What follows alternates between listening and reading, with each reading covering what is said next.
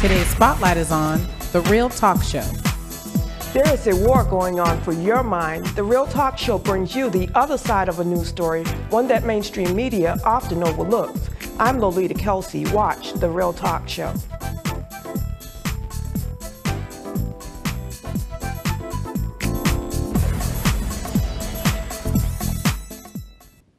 I'm standing live with Brother Charles Clemens from the Touch 106.1 FM radio, the fabric of the black community. He was my choice in this year's election for mayor. But right now we're at MAMLEO, who has held a forum on the two candidates that has proceeded to the general election.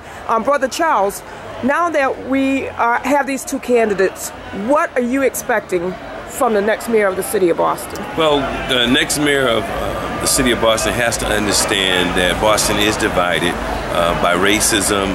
Boston is divided by economics.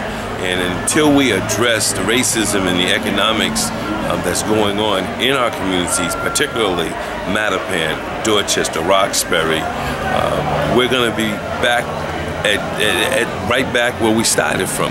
So it's important for the next mayor to understand the issues that are going on in the underserved communities. My grandfather said that when you strengthen the weakest link in a chain, then the chain becomes strong again.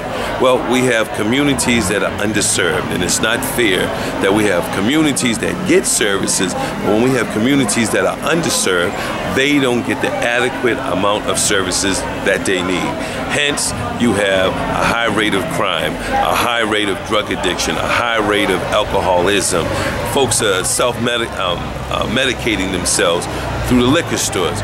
So it's real important that the next mayor of the city of Boston understands the issues and the concerns of all people, particularly the majority of the population in the city of Boston, which the U.S. Census said in 2010, 54% of the population are people of color.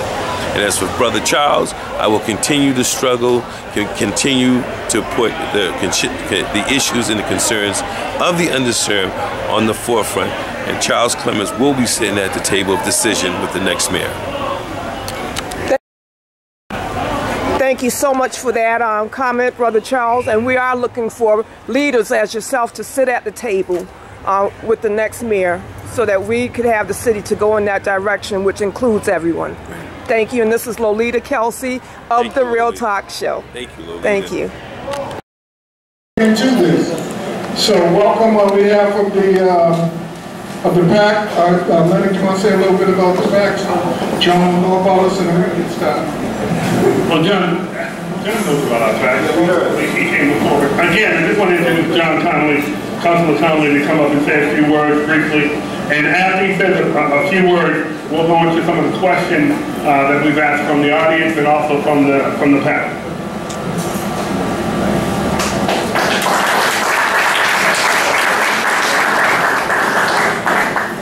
My man from the Walsh campaign, I love you, you work hard. I just want to understand, you're going to record me during this?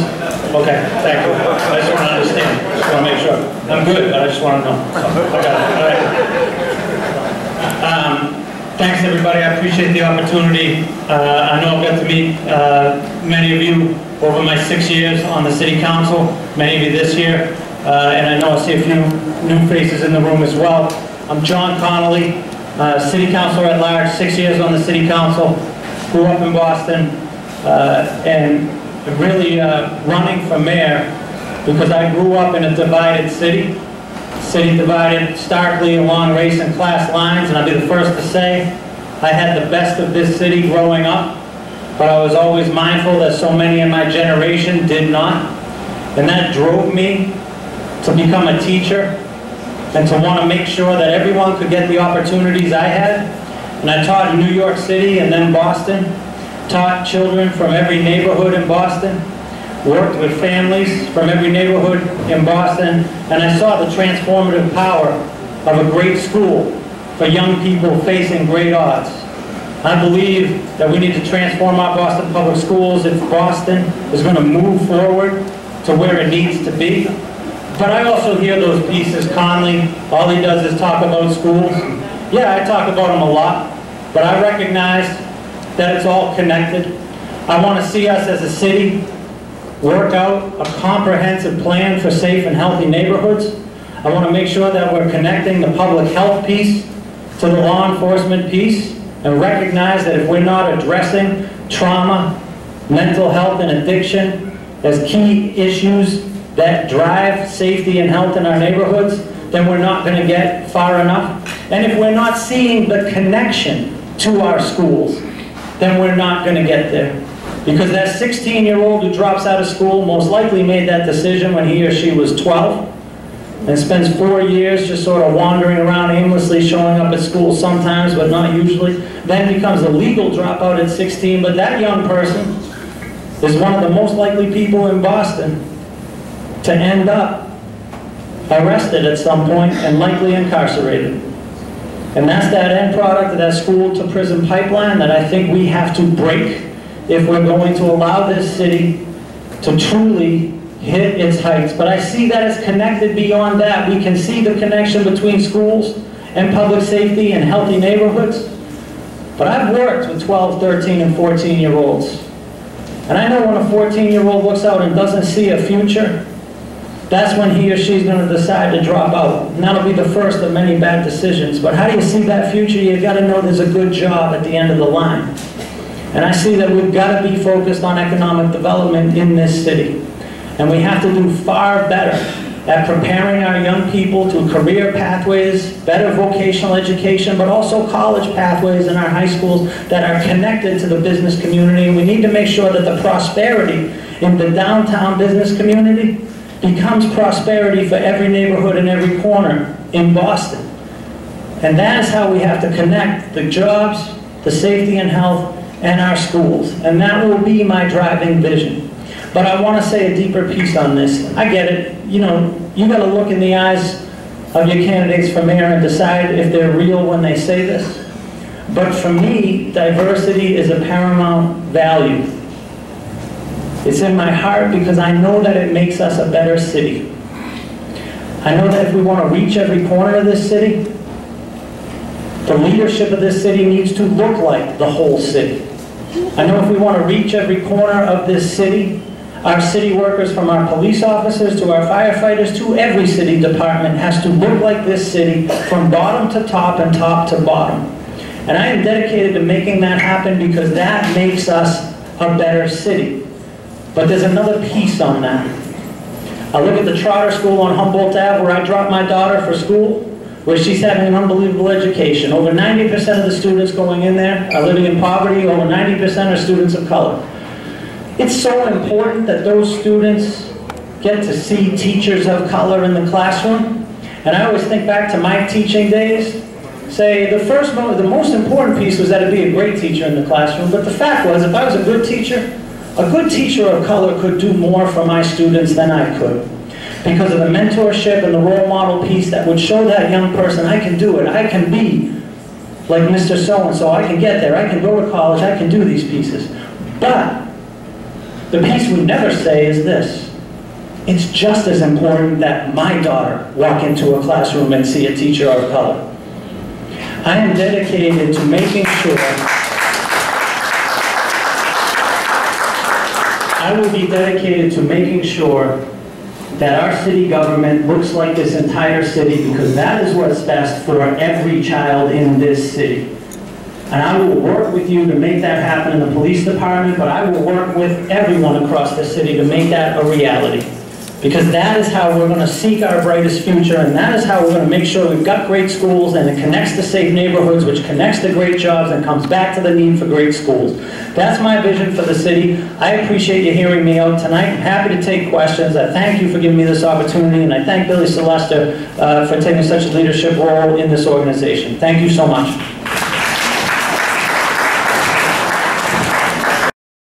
Start with the question. It says, City Council, your platform revolves around education. What are your exact plans in putting more teachers of color in the Boston Public School classrooms? As of today, there are almost non-existent. Yeah, we were already behind the legal requirement on teachers of color when the lawsuit that goes back some time said we needed to improve the numbers. As we stand here today, we've gone backwards. And that is a sign of a broken system. So my first plan on the Boston Public Schools is I look at a top-heavy management bureaucracy in the school department down Court Street that's totally detached from our schools, our children, and our families. They've got $1 billion annual budget to run the Boston Public Schools, but we can't get every child art and music on a regular basis. We can't have fully staffed social emotional health support services in every school. $1 billion up top, and it just kind of gets vanished in the middle before it hits the schools and impacts our children. So I start with deep cuts to Court Street. I want to take the savings and I want to invest in the schools and build them from the bottom up. But part of what we've got to do if we do that is we have got to partner with the community-based organizations across this city and ask them to take some of the responsibility in running our schools. And I would look specifically to partner with community-based organizations on working on efforts around recruiting, developing, and retaining both teachers and principals of color. And that has got to be the way we do it. Right now, the Human Resources Department of Boston Public Schools is broken. It doesn't get the job done. So we got to go and work with community-based organizations and charge them with it and hold them accountable to get it done. And if they don't, we'll move on to the next community-based organization. But it will be a top priority for me. Because right now, going backwards is totally unacceptable. Staying right where we are wouldn't be okay. We're below the requirement that was agreed to well over a decade ago. I want to make sure that happens. Okay, the party's over, and he has 2 candidates. So there's no more, in theory, the question is more about plan. As you know, we are impacted by youth violence more than anyone else in this city. What would be your plan to eliminate the current trend?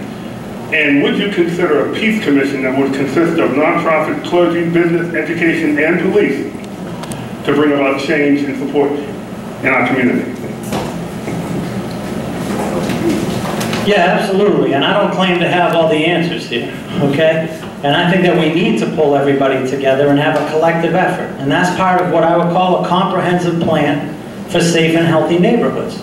That's what we need. We're talking about everything here. It needs to be a multi-pronged effort where we're pulling everyone in together, everybody at the table. No idea is a bad idea. And we make sure that we're focused on all these pieces. It's about better after-school programs. It's about job training. It's about year-round summer jobs for young people. It's about mentoring. It's about better mental health services, better family supports. But it's got to be a comprehensive effort. And it's got to be focused on a block-by-block, street-by-street plan. And again, it shouldn't be run out of City Hall. It should be about City Hall as the convener, but the people who live in the neighborhoods of Boston being empowered to get it done, because nobody's going to know it better than the people who live in the neighborhoods and the people who work in the community-based organizations in the neighborhoods. I think that's how we get it done. But let me tell you 2 quick pieces on this. I always think of a woman in Dorchester. Many of you would know her. She's been a champion to reduce violence in this city. And I spent a summer, she was part of Mothers for Justice and Equality. And she pulled me aside one day and she said, you know, John, I'm from Dorchester. I love it. It's my home. And I've done everything right in my life. Now first, that stopped me dead in my tracks when she said that, because she felt she needed to say that to me because she knew people judged her by the neighborhood she lived in and by the color of her skin. But the next part she said to me was, John, my son just graduated from high school. He's going to college and I'm so proud of him. But when he goes out at night, I'm always worried he's not going to come home. And when you realize quickly as a city councilor at large and when you work with organizations like Mothers for Justice, is that while our kids are all growing up in Boston, they're living in 2 different worlds. And we got one where kids are going to hear gunshots as a regular part of their life and one where they won't. I don't have all the answers on it. I like the ideas that were proposed in the question, but this is what I'll say. In my first month as mayor, we will have a citywide summit. Everybody will be invited to the table. All ideas will be on the table as we work toward a comprehensive plan, but we're going to put 3 groups of people at the center of the table. We're going to put folks in reentry at the center and listen to what they have to say. We're going to put folks in recovery at the center of the table and listen to what they have to say. But in the center of the table, we're going to put survivors. The people who have lost a loved one to homicide are left to pick up those pieces and walk on every day for the rest of their life, and we pass them every day in this city without realizing. As one survivor said to me, "John, I might look like I'm doing okay, but I am dying inside." And we're going to listen to survivors and folks in recovery and folks in reentry. And I got this sneaking suspicion that if we listen more to the people for whom Boston hasn't worked, we can find our way to a comprehensive plan that will work. And I will be a mayor who listens and empowers the communities to make sure that every child can grow up in a safe and healthy neighborhood. Thanks. Councillor, the next question is, what would your first 100 days look like, and in priority? How would that look? So that's about prioritizing the search for the superintendent of schools, getting a top to bottom forensic audit done on Boston Public Schools so that when that new superintendent comes in, they know where everything is, and we're going to begin to move that money down to the school site level. It's the search for a police commissioner, and I can guarantee you I will be coming here to talk to you and listen about how we're going to best conduct a search for a police commissioner. It's about a citywide summit to work toward that comprehensive plan for safe and healthy neighborhoods, and it's about the beginning of changes in the VRA that are going to allow us to have true transparency in city government, use technology better, work on multilingual delivery of city services, and you have a city hall that works for every corner of this city. And that is, to me, what the first 100 days would look like. But it's the priority on the superintendent, comprehensive plan for safe and healthy neighborhoods through a citywide summit, search for the police commissioner, and begin to overhaul the way we deliver those city services. I know there's a lot of great city workers out there. I just want to make sure we're integrating technology into how we deliver it so it works for the residents, and that we're thinking about multilingual service delivery so that we're working for every resident of this city. Thanks. Councillor, this question is somewhat of a follow-up on what you just said and what you said earlier. Madison Park Vocational High School is the central high school in our city for the vocational arts. We all know it's not up to snuff, it's doing a terrible job. Back in the dark ages, when I went to high school in Boston, we had the various district schools. And my question is, would you be amenable to a situation whereby the various schools have their own specific vocational program in addition to what's at Madison Park? For example, Brighton High School might do electricity. The Burke might do plumbing. Charlestown might do HVAC and things of that nature. What is your attitude toward doing something like that to ensure that people throughout the common, throughout the city, can have quality vocational educations and not have to be at Madison Park? I'm supportive of the efforts to overhaul Madison Park. I know the community's worked hard on the Rocks Map plan. I know there's some questions around it. I understand that. I want that to be successful, and I want Madison Park to be a voc hub. But, and you can check this out on my website, I have a plan to overhaul our high schools in Boston, because the fact is, those are our schools that are struggling the most. Charlestown High, Brighton High School, Dorchester Academy. That's where we see our biggest struggles, and those schools are not supported the way they should be. So I have a plan that builds in exactly what you proposed, but to talk about it in a little detail, call it Hubs of Opportunity. Every high school in the city would get 3 partners minimum. They get a college and university partner, they get a private sector business or institution partner, and they get a community-based organization and a trade union partner.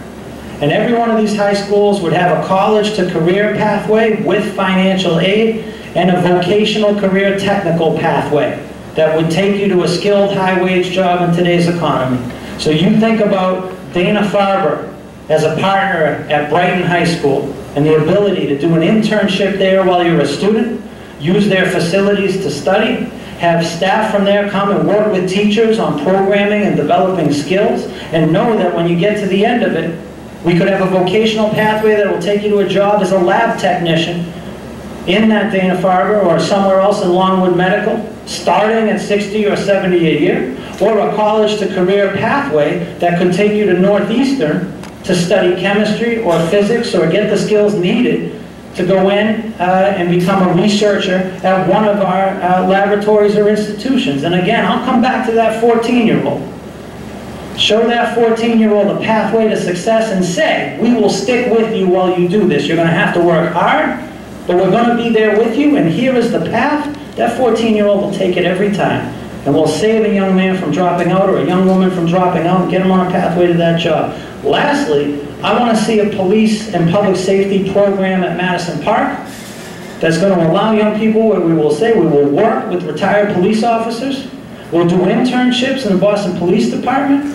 And we will say, if you do that, we're going to get you connected to a public safety program at Northeastern or a 2-year program. And when you finish that, we will guarantee you entrance in a cadet program. And we will begin then to create true opportunities to enter both the fire department and the police department for young people of color in the city, and say to them when they're 14 years old, if you're on this path with me and we will stick with you, you can become a Boston police officer, you can become a Boston firefighter, and we'll use the cadet program for the way it was intended. And that's what we will make sure happens if I get that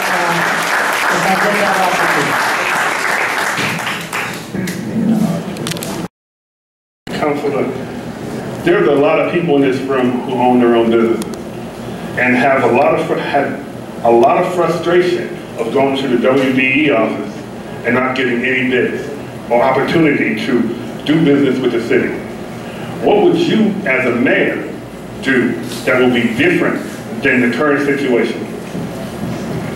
The first thing I will do is commission a disparities study, which when it comes back and shows the great disparities for businesses owned and run by women and people of color, will allow us to then work in a more competitive framework on bidding around city contracts. But without a disparities study, we can't get there. So I will commission the disparities study. We'll get that done quickly. But the next piece is, we will prioritize what it takes to make sure that the business this city does is done with the businesses in this city and the businesses owned by the people in this city. So if that means more joint ventures, which is often the way to get it done, then we will require joint ventures to allow those small businesses owned by people of color and women to begin to grow and get access to those contracts. We will change the bidding requirements so that they're not prohibitive and we don't get caught in that catch-22 on bonding around this. Well, you know, you can only get it if you've had prior work. Well, if you haven't had prior work, how do you get it? It's a catch-22 there. We can work around that and change that piece. But the next part is, we've got to have a Made in Boston Venture Capital Fund where we're going to ask the banks to contribute and pool money in one fund that's going to be specifically designed to lend to businesses owned by women and people of color. And it's going to have favorable lending rates. And we're talking about those small businesses, because Next Street Financial down in Dudley does that if you're $1 million and up. But if you're below $1 million, you don't have that access for capital to help grow your business. We create a Made in Boston VC, and we start to work with that small business and help them grow and develop, work to get the joint ventures going so we can get those city contracts. And then finally, we create a Buy Boston program, so we're going to link that downtown institutional economy with our neighborhood. So if you're a florist in Dudley, I want to make sure Northeastern is buying their flowers from you. If you're a caterer in Mattapan, I want to make sure that Harvard University is using you for catering. If you're a carpet company or a carpet cleaning company in Grove Hall, I want to make sure that Genzyme is using you to have their carpets cleaned. And that's how we can use the leverage in the mayor's office to help grow that. You know, I looked at this report in Boston Magazine and showed the people who've become millionaires in the city over the past 20 years. And it was really hard to find a person of color based in Boston or a woman based in Boston who had become a millionaire over the past few years. That's not right. That's driving the equity gap when we see that. So we've got to change this and make this the focus for Boston and how we're going to close that equity gap. And it's so often about economic power, and it means we've got to have real creative programs on helping small businesses owned by women and people of color grow. I'll be dedicated to making that happen. I want to be a mayor who will be remembered that way. Thanks. I think there are a few people interested in this next question, John, so let's just get it out the way. The Boston Police Patrolmen's Boston Police Patrolmen's Association's contract, but I don't think it just affects the officers in here, but it affects the taxpayers here. So your view on that, the current controversy as to how that contract is going. Yeah, look, I know it's not going to be popular, but I have a job for every person in Boston to represent every person in Boston. Look, I know our police officers have gone almost 5 years without a raise, and that's not right. I know we couldn't get the bargain done at the table, and that's not right. But I've also got to make sure the long-term fiscal health of the city is okay. So I want to see the two sides go back to the table and get a deal done. I want the council to play a constructive role in getting that deal done as soon as possible so that it doesn't drag on and go months and months on end. I think that can happen in the very near future as we move forward in the council. We don't even have the contract before us yet, but we will on Wednesday, that we can work constructively to get a deal done here. I want to make sure that we're respecting our police officers for all that they do and all that they give to the city.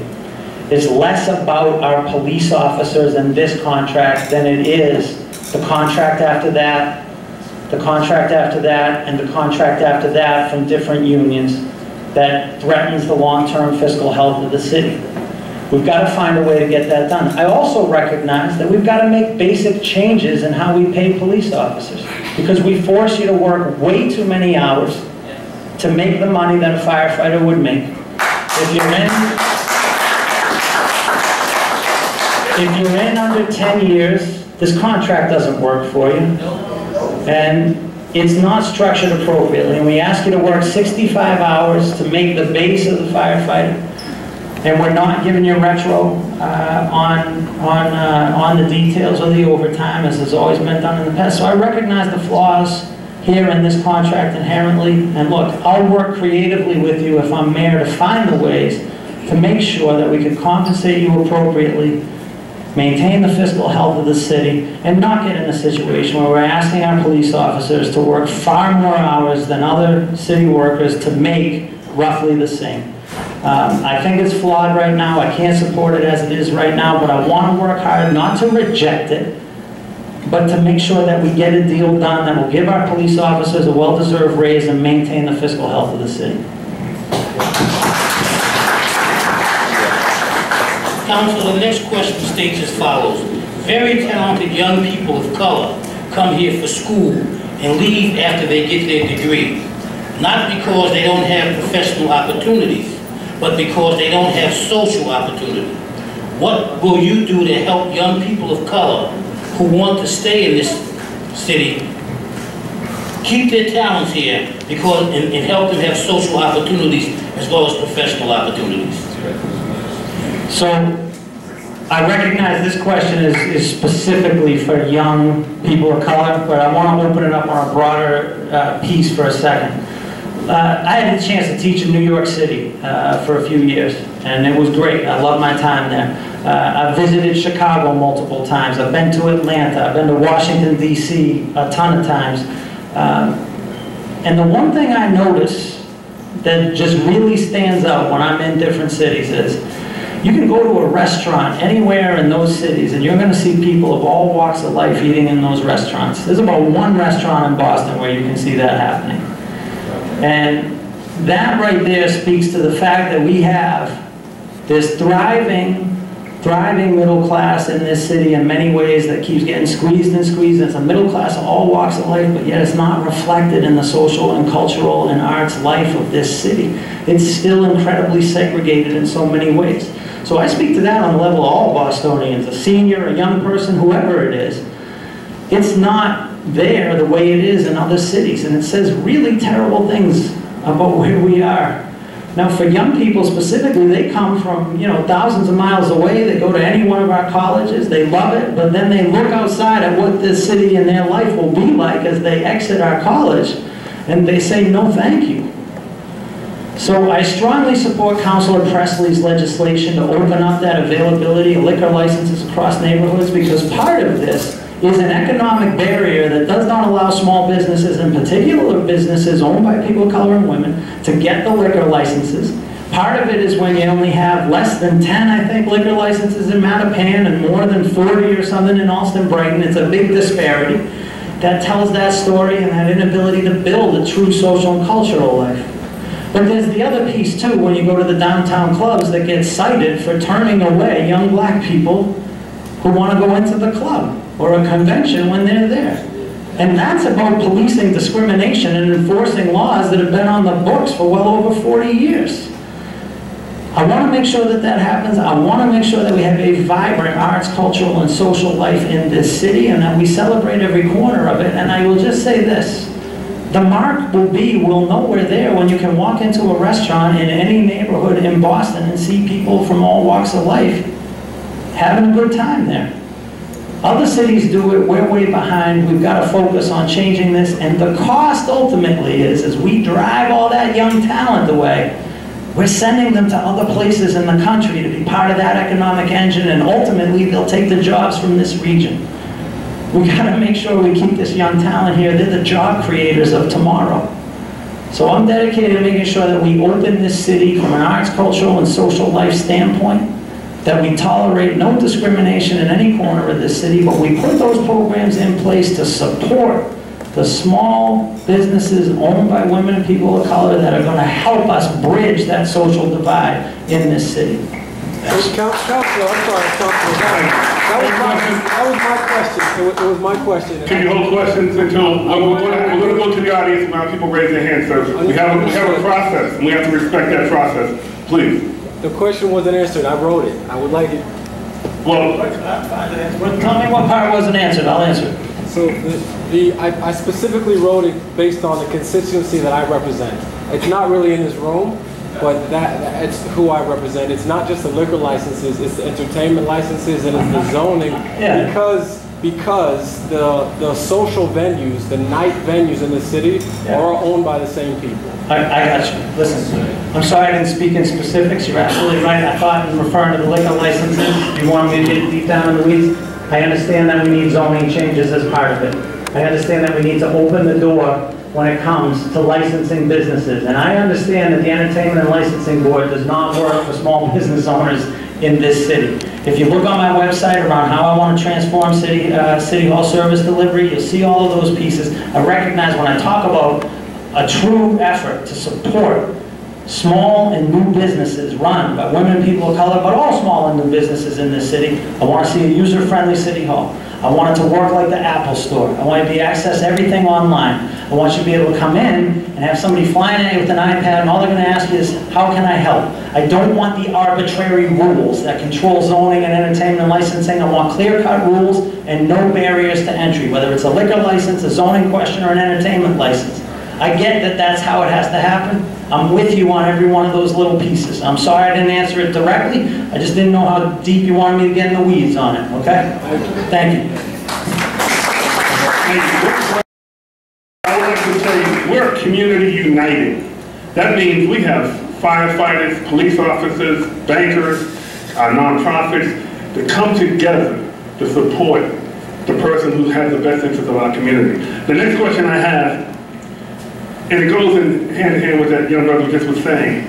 We have a great community. We have resources in Common Square, Dudley, Grove Hall, beautiful uptown Grove Hall. How would you as mayor blend the community with downtown and the tourism dollars that come through this city, but we never see them?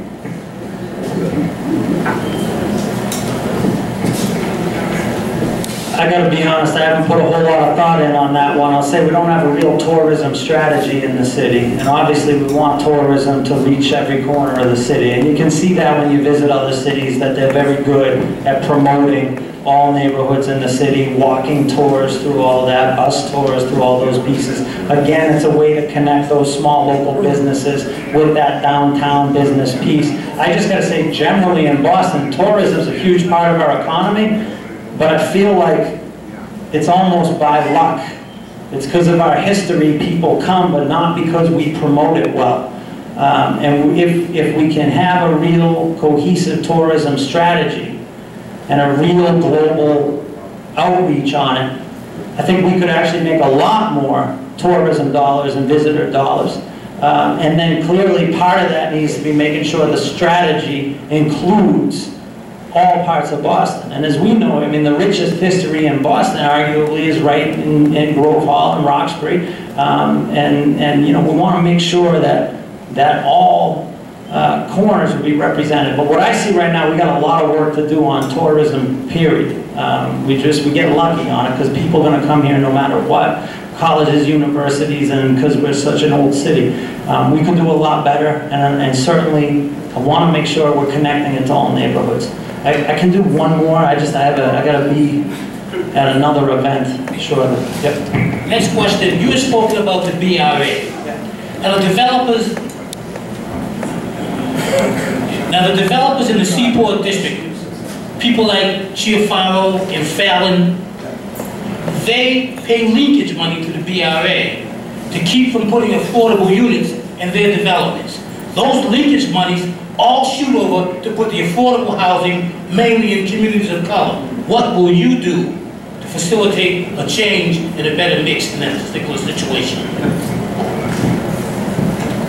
So the first thing is we need real transparency in the BRA. We've got to have separated planning, so we're really doing holistic planning across our neighborhoods and seeing how it connects, rather than having a BRA that functions the way it does right now, which is if you hire the right person who knows how to navigate City Hall, or you're a favored developer that you're going to be able to get your project done. That's not the right way to develop. The next piece is on the linkage funding that goes back into the BRA, as well as all the mitigation and the pilot piece, which is connected in some ways.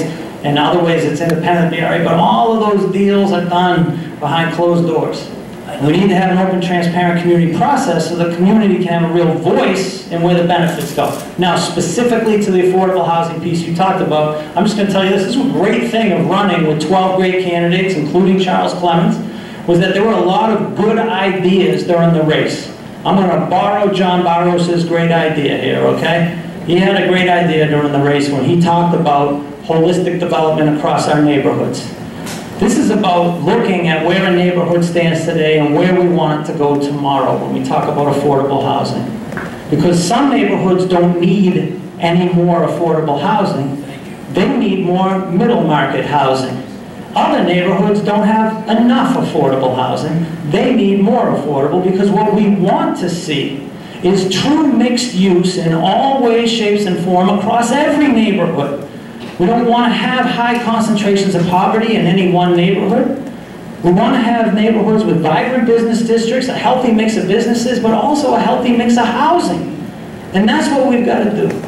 And I would make sure that we are directing that through a holistic plan, because we separate planning in the BRA and under my administration, and look and prioritize the areas where the affordable goes and prioritize the areas where your middle market goes, and think about it that way.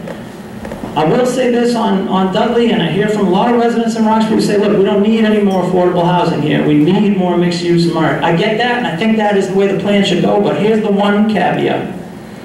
We've got to make sure we don't push out people who can't afford to stay if a neighborhood gentrifies without any thought and just squeezes people out who are going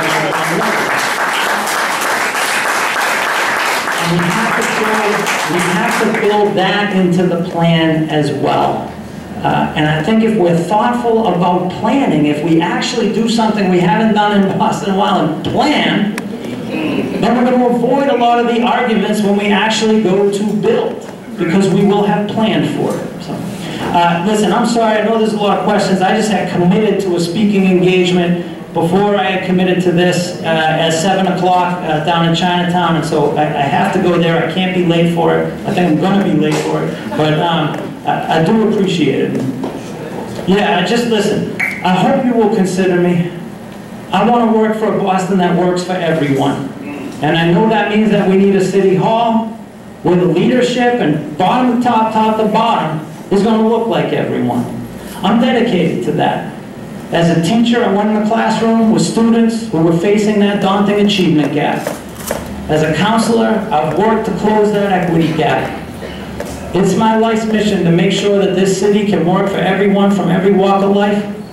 And I think we do that by starting with our schools, but seeing that it's connected to safe and healthy neighborhoods and connected to economic opportunity and connected back to schools. I will be a listener as a mayor who brings people in, builds coalitions, empowers communities, and recognizes that it's not about top-down, top-heavy leadership in City Hall.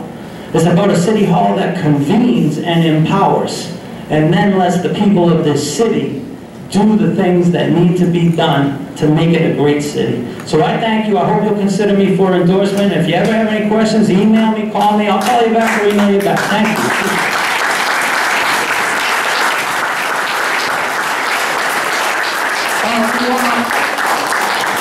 We want to thank Mr. Connolly, John Connolly, for coming here today, and good luck.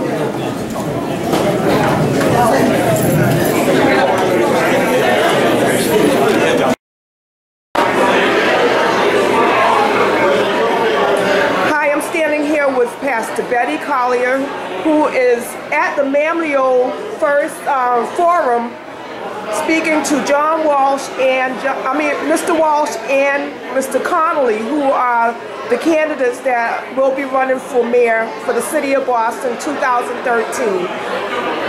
What was your expectation tonight on what you heard, and did you hear what you expected?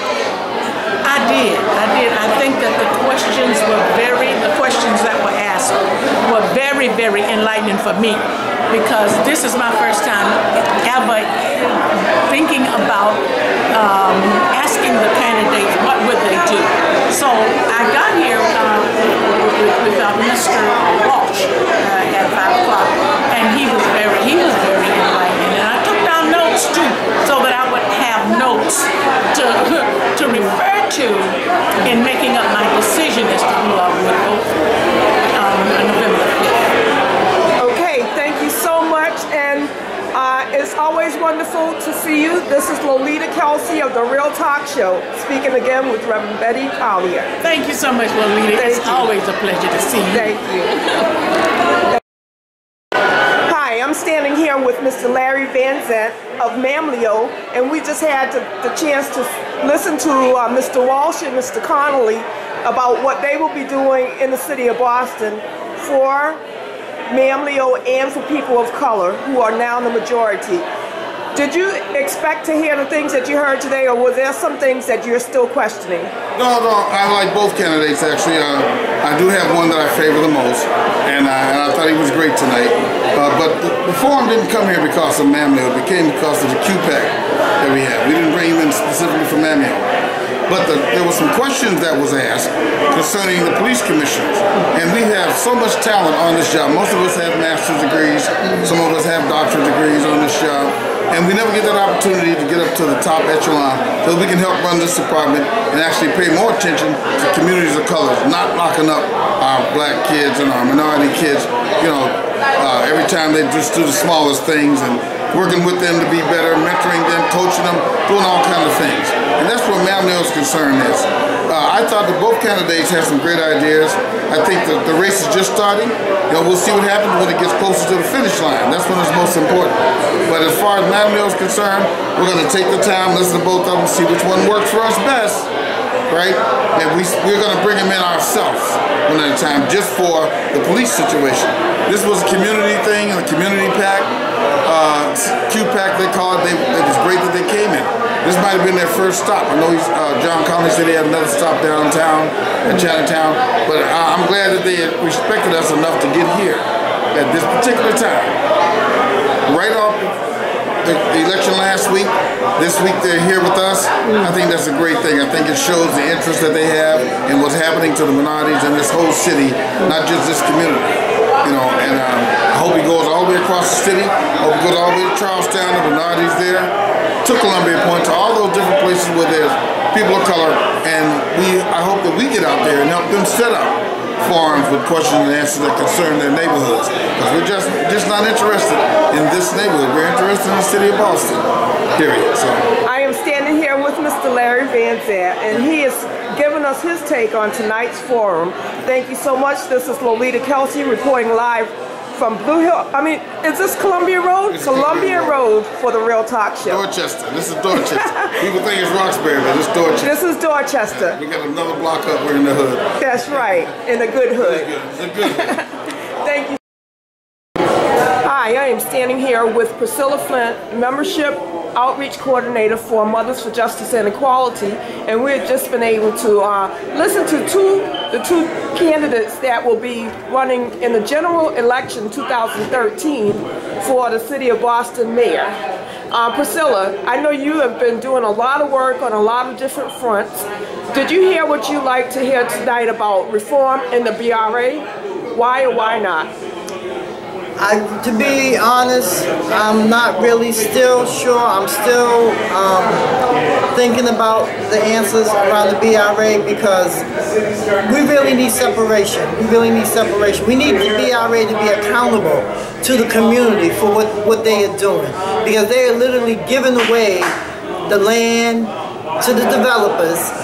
Just last week, they gave the City of Boston gave $7.8 million to Millennium Partners to build the Filings building. So those are our taxpayer dollars.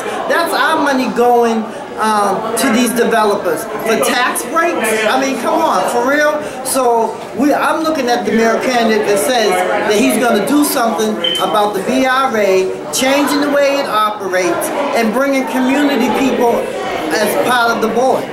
That's what I'm looking at. Great. Tell me what ways will taxpayers be able to benefit from some of these deals in your perspective? They won't be able to benefit because it's our tax dollars that are being used for these deals. $7.8 million. We did we were at City Hall at the last BRA meeting. I'm down there protesting with the Boston City Coalition and the Chinese Progressive Association around the $7.8 million tax break that the BRA received. We can use that for education. We can use that for job training. We can. Chinatown doesn't even have a library. Hello, somebody. So basically, you know, these tax breaks are not helping us at all. So we're not happy about it. The community's not happy about it. Again, we're speaking to community activist Priscilla Flint. Thank you so much for speaking with me, Priscilla. This is Lolita Kelsley reporting live from MAMLEO's October 2nd forum for the Real Talk Show. Thank you. Hi, this is Lolita Kelsley reporting live on October 2nd at MAMLEO here in Boston, Massachusetts, standing here with the president of this great organization. Tonight we have been able to hear from candidates who have proceeded on to the general election for the mayor of the City of Boston for 2013. And I'd like to know, from your perspective, have you heard from these two candidates anything that you could say you would stand by? And also, we'd like to know if there are any expectations that you were not able to hear from the candidates on this evening. Well, I think they covered a lot of ground in a short period of time. And our main objective tonight was more to get the community engaged and to have them have a one-on-one with these candidates at somewhat of a job interview. You know, and see which candidate best suits the needs of the community. This is not so much about MAMLEO. We have some issues with the police department, but we're able to do those. But our main issue now is to engage the community and to make sure that they vet anyone that wants to sit in the City Hall office. Yes. I'm sorry, but as to the expectations, I don't think there was anything here that superseded any expectations that I thought. I mean, some of the answers were very general. You know, not a lot of committal from some of the candidates, but I think that gives the community a lot more better perspective as to, you know, how they're going to vote in November. Mr. Ellison, would you let me know from a family man's point of view and a community person's point of view, what do you expect the Boston Police Department to reflect going forward with this new mayor's office? I think it's important that this police department, which it doesn't currently, is reflective of the city and the population, and that means in women. Particularly, there's a lack of women that are in high positions. There hasn't been a female superintendent in the Boston Police Department in over 10 years. And I think that's just appalling.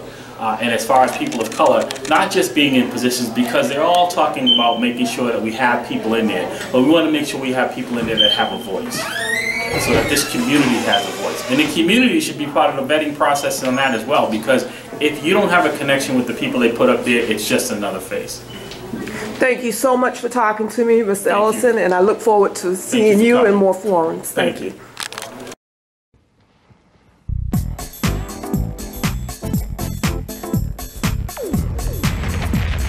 Today's spotlight is on The Real Talk Show. There is a war going on for your mind. The Real Talk Show brings you the other side of a news story, one that mainstream media often overlooks. I'm Lolita Kelsley. Watch The Real Talk Show.